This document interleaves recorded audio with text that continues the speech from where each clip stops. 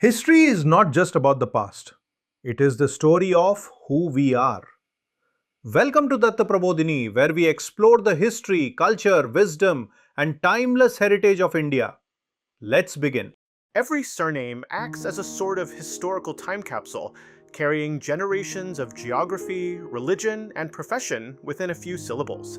For the Gaud Saraswat Brahmins of India's western Konkan coast, the name they carry is a direct link to their ancient history. If you want to see more histories like this, make sure to subscribe to the channel. The origins of this specific name start thousands of years ago with the ancient Sanskrit word karma. In its most literal sense, karma translates directly to work or action. Over centuries, as languages across the subcontinent shifted, that Sanskrit root evolved into the Old Konkani word kamata. This term had a very specific definition. It referred strictly to cultivated land or to a person engaged in cultivation.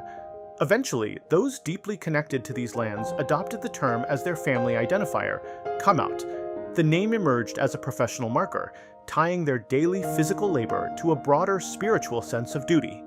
Over time, the community began to migrate along the coastline, settling across the regions we now know as Goa, Maharashtra, and coastal Karnataka. If you're finding this history interesting, please hit the like button. As the community spread out, regional dialects molded the name. In the northern settlements of Goa and Maharashtra, it solidified as Kamath. Further south, in the Karnataka region, local linguistic phrasing shifted the ending, and the name became Kamath. Then, foreign empires arrived.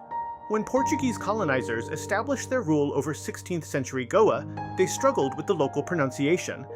In official colonial records, the Portuguese recorded the name using the adapted spelling, Camotim. The surname became a flexible identifier, adapting its spelling in official records to survive colonial bureaucracy while preserving the community's core sense of lineage.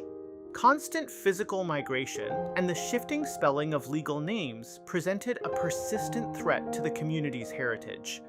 To maintain a cohesive identity, they relied on a shared religious framework, adhering to the Madhva Sampradaya and maintaining deep spiritual ties to specific historic monasteries. One of the most vital of these institutions was the Gokarna Math. This spiritual center protected their traditions and served as a central registry for their culture. While families were physically moving up and down the coast, these spiritual institutions remained fixed, providing a centralized cultural anchor for a population in transit. By the start of the 20th century, the professional landscape for those with the Kamat name moved beyond its agrarian origins and into various modern frontiers. By the way, if you want to trace your own family history, check the links in the description. This period saw significant barrier-breaking achievements.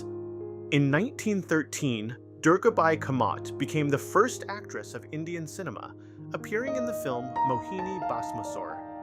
Decades later, the name reached prominence in the military, with Vice Admiral V.A. Kamat serving as the founding Director General of the Indian Coast Guard. Today, the name has a global reach in business and finance, represented by figures like K.V. Kamat, the former chief of the New Development Bank. The journey of the Kamat name began in the soil of the Konkan coast as a descriptor for labor. Through centuries of colonial rule and geographic migration, it has survived as a marker of cultural resilience that remains recognized across the globe today.